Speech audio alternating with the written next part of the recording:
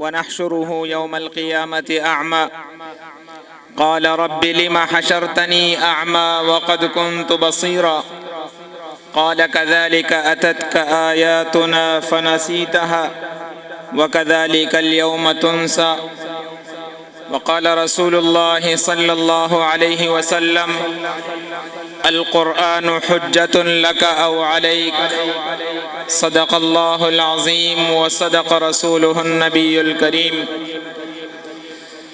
کیوں نہ ہو ممتاز اسلام دنیا بھر کے دینوں میں، کیوں نہ ہو ممتاز اسلام دنیا بھر کے دینوں میں، وہاں مذہب کتابوں میں، یہاں قرآن سینوں میں۔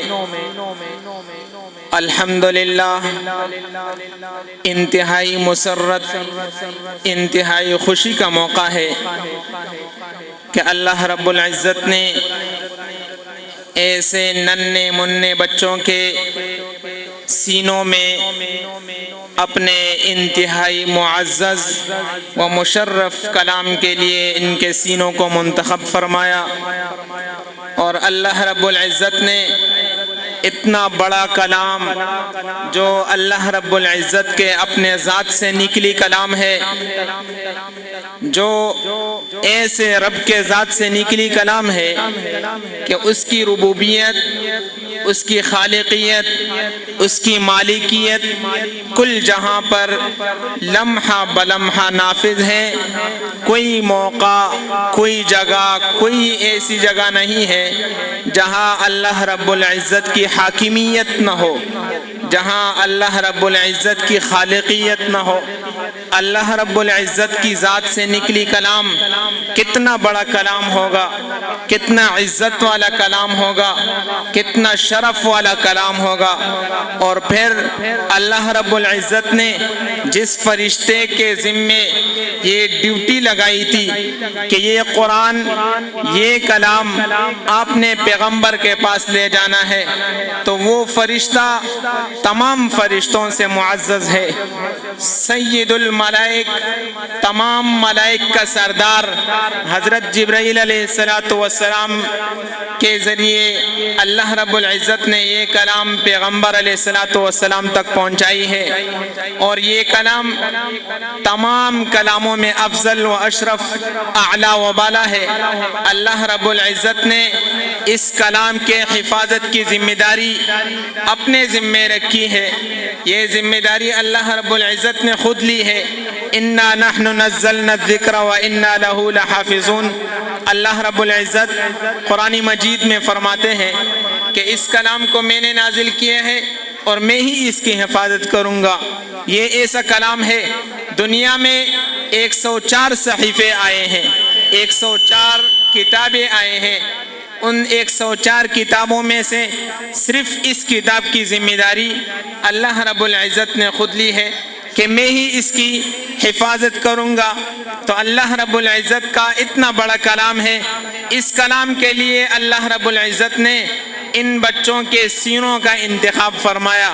کتنی خوشی کا موقع ہے، آج ان بچوں کے لیے عید سے بھی بڑھ کر دن ہے۔ ان کے لیے اس سے بڑھ کر اور کوئی خوشی نہیں ہو سکتی، کیونکہ اللہ رب العزت نے اپنے ذات سے نکلی کلام ان کے حوالہ کر دی ہیں۔ اور اللہ رب العزت اپنے رسول صلی اللہ علیہ وسلم پیغمبر علیہ السلام فرماتے ہیں ان اللہ یرفع بہذا الکتاب اقواما ویضع بہ آخرین۔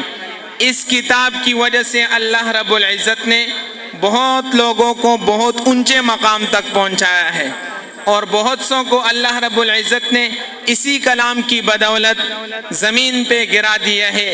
تو اس کی وجہ یہ ہے کہ جن لوگوں نے اس کلام کو اپنے سینے سے لگایا، اس کلام سے محبت کی، اس کو اپنے سینے میں بٹھایا، اس کو عزت دی، اس کو مقام دیا، اس سے محبت کی، اللہ رب العزت نے ان کو اونچا مقام عطا فرمایا ہے۔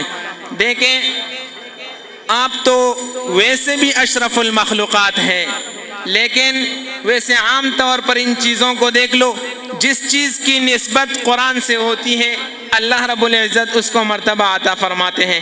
جیسے دیکھیں عام لکڑی ہوتی ہے نا، لکڑی کی کون قدر کرتا ہے؟ کوئی لکڑی پہ بیٹھتا ہے، کوئی کہیں پھینکتا ہے، لیکن جب اس لکڑی کی نسبت اور تعلق قرآن کے ساتھ ہو جاتی ہے تو اس پر کوئی پاؤں اٹھا کر نہیں جا سکتا، اس کو کوئی پاؤں کے نیچے نہیں لا سکتا، اس کو کوئی بے ادبی سے پھینک بھی نہیں سکتا، اس لیے کہ اس کا تعلق قرآن سے لگا ہے، اس کی نسبت قرآن سے جڑی ہے، اس لیے لوگ اس لکڑی کی بھی عزت کرتے ہیں۔ اور جس کپڑے کی نسبت اور تعلق قرآن کے ساتھ ہوتی ہے اس کپڑوں سے بھی لوگ محبت کرتے ہیں، اس کو بھی لوگ قدر کی نگاہ سے دیکھتے ہیں، کیونکہ اس کا تعلق قرآن سے ہے۔ ورنہ ویسے عام کپڑے ہم پہنتے بھی ہیں، ہمارے پاؤں کے نیچے اب بھی یہ کپڑے ہیں، لیکن اس کا تعلق اب قرآن سے نہیں ہے۔ جب یہ قرآن کے مصحف کے لیے غلاف بن جائے گا تو پھر لوگ اس کو پاؤں کے نیچے رکھنا بے ادبی سمجھتے ہیں۔ تو ویسے بھی آپ الحمدللہ اشرف المخلوقات ہیں، اور پھر اللہ رب العزت نے اتنے بڑے کلام کے ساتھ آپ کو متعلق فرمایا ہے، اتنے بڑے کلام کے ساتھ آپ کا تعلق جوڑا ہے، تو آپ کا انتہائی اونچا مقام ہے۔ آپ طلبہ حضرات اپنے مقام کو پہچان لو کہ اللہ رب العزت نے آپ کو کتنا اونچا مقام عطا فرمایا ہے، کیونکہ جس پیغمبر کو اللہ نے یہ کلام دیا ہے اس پیغمبر کو سید الانبیاء کہا ہے، تمام انبیاء کا سردار اس کو کہا گیا ہے، کیونکہ اللہ رب العزت نے اس کو اپنے ذات سے نکلی کلام عطا فرمائی ہے، اس لیے اس کو سید الانبیاء کہا جاتا ہے۔ تو میں نے آپ کو پوری تفصیل بتا دی کہ جس ذات سے نکلی کلام ہے وہ ذات کتنا اعلیٰ و اشرف ذات ہے، اور پھر جس فرشتے کے ذریعے یہ کلام بھیجی گئی ہے وہ فرشتہ تمام فرشتوں سے اعلیٰ ہے۔ جو کلام اللہ نے بھیجی ہے وہ تمام کتب، تمام صحیفوں میں سب سے معزز مقام و مرتبہ والا کلام ہے، اور پھر جس پیغمبر کو عطا فرمایا ہے اس پیغمبر کو سید الانبیاء کا لقب دیا گیا ہے۔ حالانکہ ہمارے پیغمبر صلی اللہ علیہ وسلم سب کہیں درود شریف، اگر پیغمبر علیہ السلام کا نام کسی مجلس میں لیا جائے تو ایک مرتبہ واجب ہے درود شریف پڑھنا، سب کہیں صلی اللہ علیہ وسلم۔ اللہ نے یہ عزت قرآن کی وجہ سے دی ہے، تو آپ حضرات کا تعلق بھی جب تک قرآن سے جڑا رہے گا، آپ کی نسبت بھی جب تک قرآن سے جڑی رہے گی، آپ اپنی زندگی قرآن کے احکامات کے مطابق گزارو گے تو قرآن فرماتے ہیں وَمَنْ أَعْرَضَ عَنْ ذِكْرِي فَإِنَّ لَهُ مَعِيشَةً ضَنْكًا، جو بھی اللہ کے ذکر سے اعراض کرتا ہے، منہ موڑ لیتا ہے، اس کی طرف توجہ دھیان نہیں دیتا، اللہ رب العزت فرماتے ہیں فَإِنَّ لَهُ مَعِيشَةً ضَنْكًا۔ آپ تمام نے قرآن میں پڑھا ہوگا نا یہ آیت، فَإِنَّ لَهُ مَعِيشَةً ضَنْكًا، اس کی زندگی تنگ رہے گی۔ وَنَحْشُرُهُ يَوْمَ الْقِيَامَةِ أَعْمَى، اللہ رب العزت فرماتے ہیں قیامت کے دن ہم اس کو اندھا کر کے اٹھائیں گے، اس کی آنکھوں میں نظر نہیں ہوگی۔ قَالَ رَبِّ لِمَ حَشَرْتَنِي أَعْمَى وَقَدْ كُنْتُ بَصِيرًا، اللہ رب العزت سے کہے گا یا اللہ مجھے کیوں اندھا اٹھایا، میں تو دنیا میں دیکھنے والا تھا۔ ادھر میری سنیں تو